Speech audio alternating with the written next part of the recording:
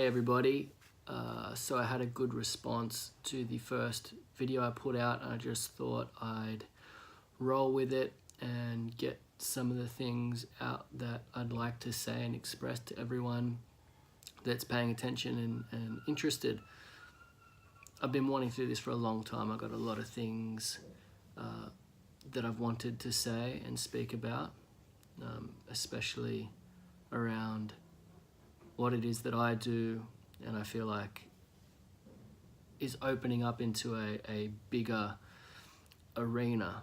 I've been doing this for a while now, short time relatively, to how long it's been around on the planet and used by people, but relatively a long time. Majority of the time I've been tattooing now, and a long time in comparison to a lot of people participating in this space. So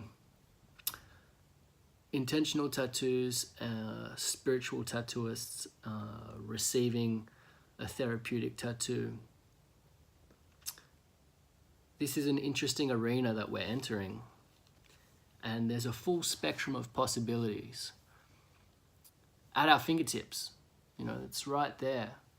Some of the most powerful tattoos made in the last 300 years are being made right now. I've seen some amazing things happen in just the past few years. But on the other hand, I've also seen some of the emptiest, stupidest tattoos. The complete loss of meaning and substance and retardation of the act of marking your body. And they're both okay. So we can do whatever we please, and that's fine. Participate how you will. But I'm going to address two different audiences in this video, the client and the artist. And within these audiences, I'm going to speak to both ends of the spectrum. So it'll be a very open and all-encompassing conversation, and you won't be left out. So one's the client, how to discern the steps you can take and whether you've started or not some of the things that are taking place with your tattoos. And the artists, where do you fit into this? How do you know that what you're doing is good or not? What's fair, what's not fair? What's real, what's fake? And I also want to talk about some traps and some of the things that are hanging around, the hangers. So firstly, clients, how do you discern where you are on your tattoo journey? And you are on a journey. This is the thing with all of the tattoos that you have. They're markers. They're markers of you and of your state of being at that time. Who you were, where you were, what you were doing. In so many ways, they're recording information. And so your tattoos are keeping track of you and your life, the events, whether you're using them wisely or not. Wisely, wise, properly, having knowledge, hence having the power of discerning and judging correctly, or of discriminating between what is true and what is false, between what is fit and proper and what is improper. As a wise man, a wise woman. And to be honest, no one has that wisdom, that knowing, until you cross that threshold and get tattooed for the first time. And that's why in ancient times, someone who knew, an elder, a wisdom keeper, would walk you through it, explain what it is you were about to receive and what it was you were participating in when you marked your body permanently. We rarely have the opportunity these days. For most of us, those elders aren't around taking us on those walks anymore. So just take a moment and think about your tattoos, that you have or that you want to have? And what do they encapsulate and portray to you? What do they remind you of? Who do they remind you of? How do you express what they are to others? Do you value them? Do you value them as much as you paid for them? Are they a thing of beauty? I hope so. They should be. They should be dignified in their beauty, like a peacock's train. I'm getting very poetic here, but I'm trying to get the importance across to you. Why are you getting tattooed? Are you using your money and your time wisely? Tattoos are amazing tools. Okay, so depending on where you are on your journey, this leads us to a couple of different questions. If you already understand their significance, you've always felt it in your bones, then well done. And if it's new to you, well done. What about my old tattoos that I got before I reached this point? And how do I proceed getting tattoos now that I see things more clearly? Old tattoos are good. They are all milestones. Important, true. So reflect on them. Are you still comfortable with them? Yes or no? Either's okay. If yes, well done. If no, well done. Now change them. Rewrite them. Reprogram them.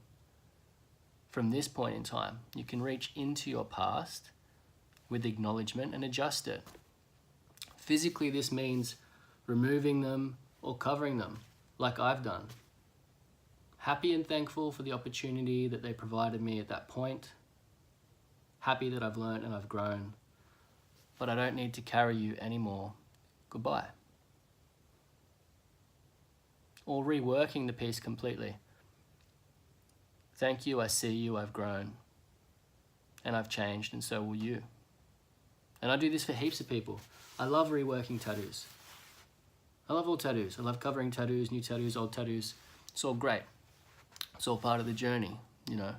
And if you're getting to this point where you're reflecting on your tattoos at all, you're killing it. Good on you. Part of the resurgence.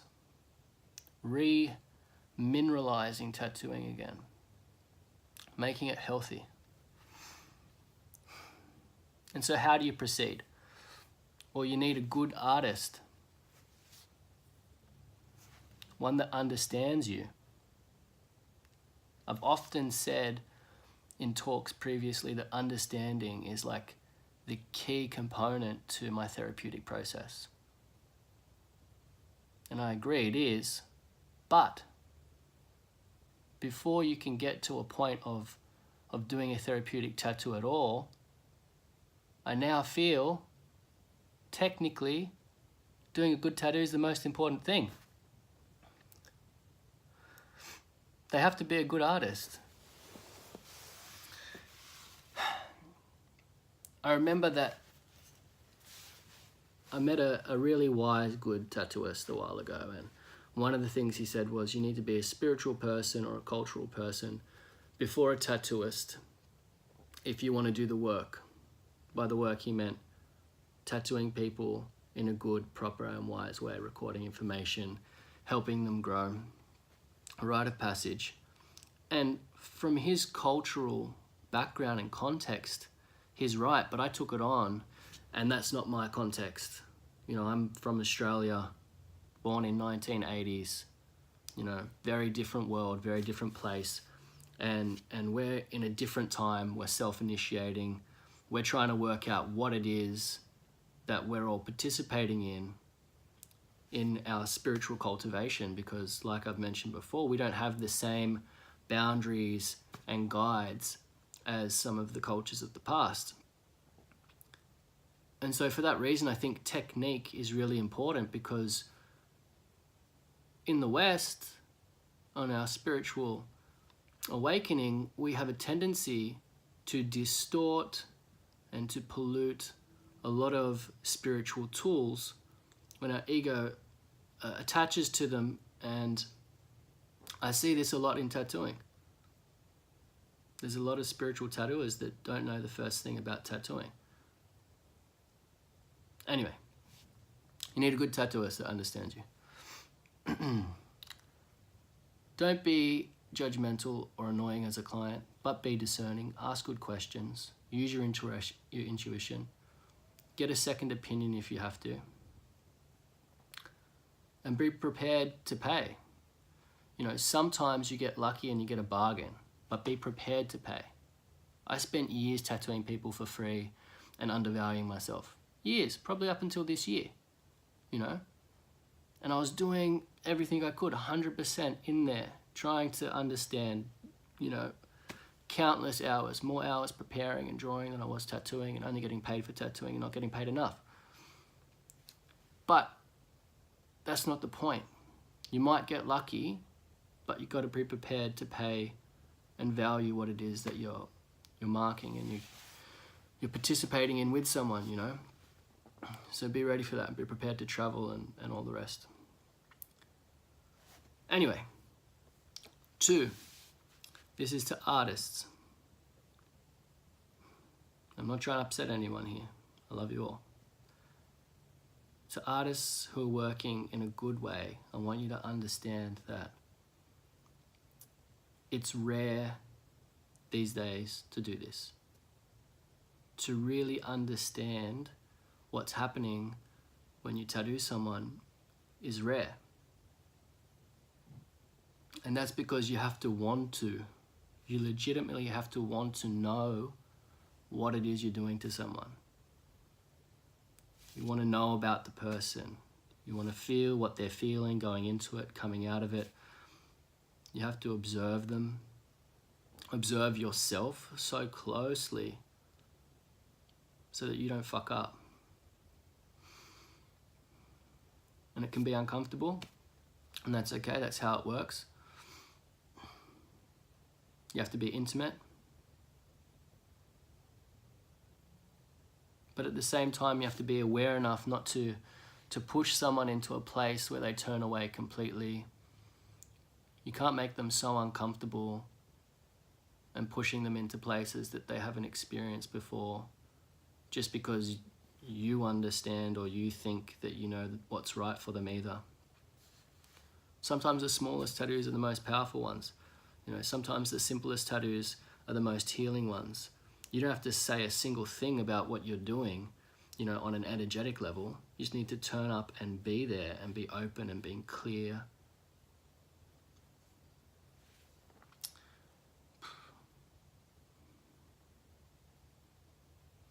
It's a very delicate dance to get right. And it's such an intricate pattern to weave. But it's okay, and it's okay to make mistakes if you're trying your best to serve these people and to do a good tattoo that tells their story. So don't lose interest when it's hard. It can be very hard and very draining. Keep yourself focused, clean, clear, take time out if you need it. I know it's hard in this day and age because there's bills that chase you and you feel like you need to stay relevant and be on every platform, you know. But you can do it. You can do all these things and be authentic about your practice. If it's getting hard, go without something for the week. Don't post a photo. It's okay, you're the priority. Think of the person that you're tattooing and you're serving. Even if they're distracting you, even if they don't understand what you're doing, have compassion. Speak concisely and listen even more precisely. If there's a disruption in the process and it's taking more than you can give, voice it to that person. It's okay. You're not their slave either.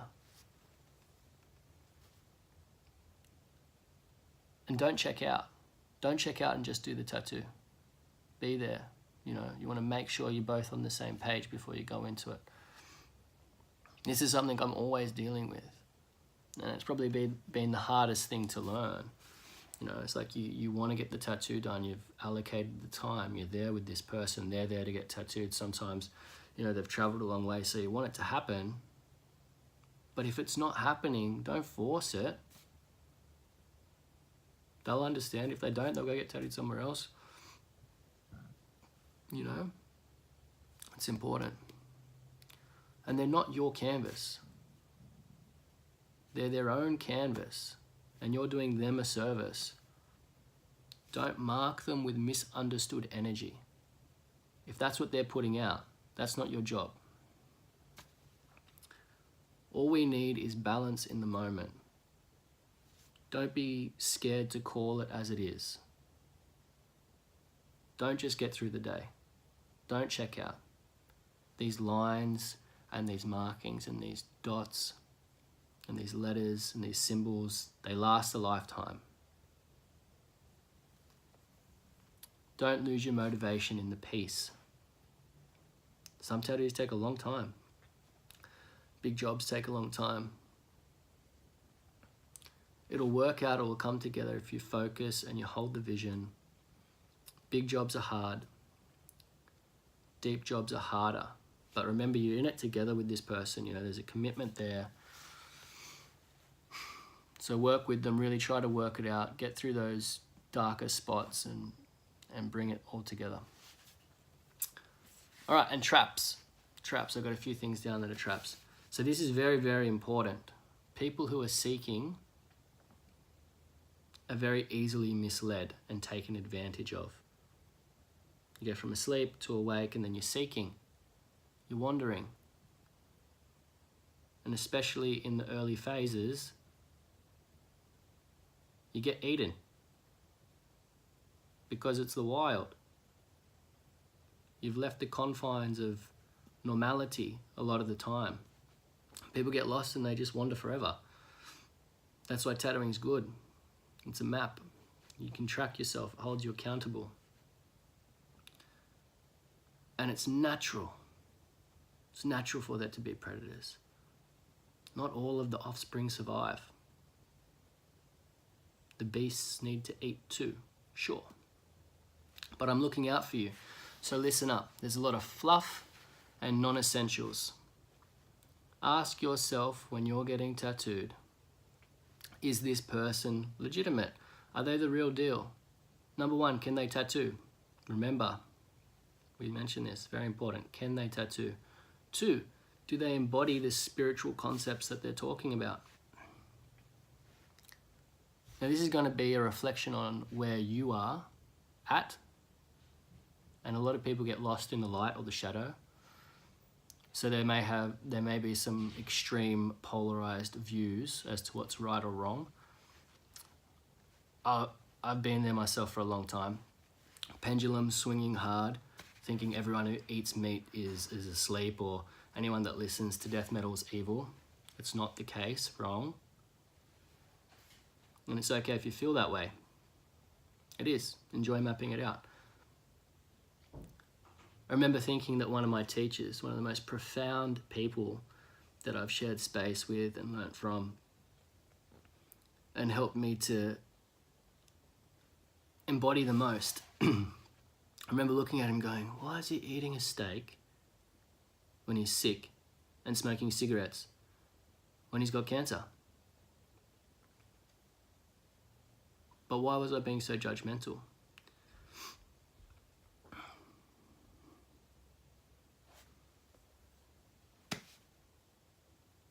Non-essentials. Traps. Okay.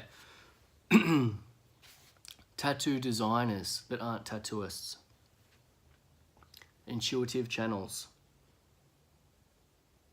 Designing light activated tattoos for you.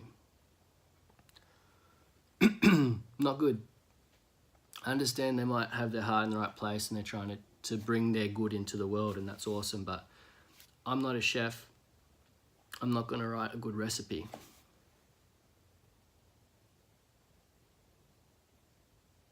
They don't know what a good tattoo looks like. They don't tattoo. They haven't worked on skin. They could be an artist. I'm an artist too. I studied visual arts, graphic design. It's been 12 years, I'm still working out what a good tattoo is. So if they don't tattoo, they can't draw a good tattoo design. They can channel all they want, but... So even if you get someone to design a tattoo for you, when you find a tattooist, if it's something that means something to you, firstly, you've got to be open to their input and allowing it to be something that's going to read well on your body and last the test of time and be tattooable and all of the above. But the best thing to do is take your inspiration, take your story, take the same things you brought to the other person, to the person that you want to do the tattoo, and they're going to do a great job. Another trap. Oh, and there are exceptions to that. For example, Tashi Mannix. Amazing, does Tibetan calligraphy. He's a master of that. He's a master of the calligraphy, Tibetan calligraphy. If someone asked me for it, I'd send them to him to get the design because it's legit. I don't know about that. So there are exceptions. Trap number 2, having the tattoo needing to be done by hand or stick and poked. It doesn't have to be, believe me. I'm using the most advanced tattoo techniques and the most ancient. I'm doing stuff by hand, has its place. There's some amazing things that happen because I'm not using machines, sure, especially Atmosphere, but it doesn't have to be by hand. You know, depending on what you're getting. If it's something small, passing through, getting a souvenir, that little hand poke might work well, awesome. Love it, I've got little ones too. But a lot of the time, this process of receiving tattoos that are really transformative and pull you through the spaces that you're trying to navigate take time, take some real commitment and dedications in various ways. I don't want to rant too much about traps, so I'm going to keep it nice. Look, if you've made it all the way to the end of this video, well done and thank you. I have until now been a very reserved participant vocally in the tattoo world. So this voice is a new thing to me, as it is to you, but I feel like it's valid and it's of service to you. So thank you for listening, and please share it.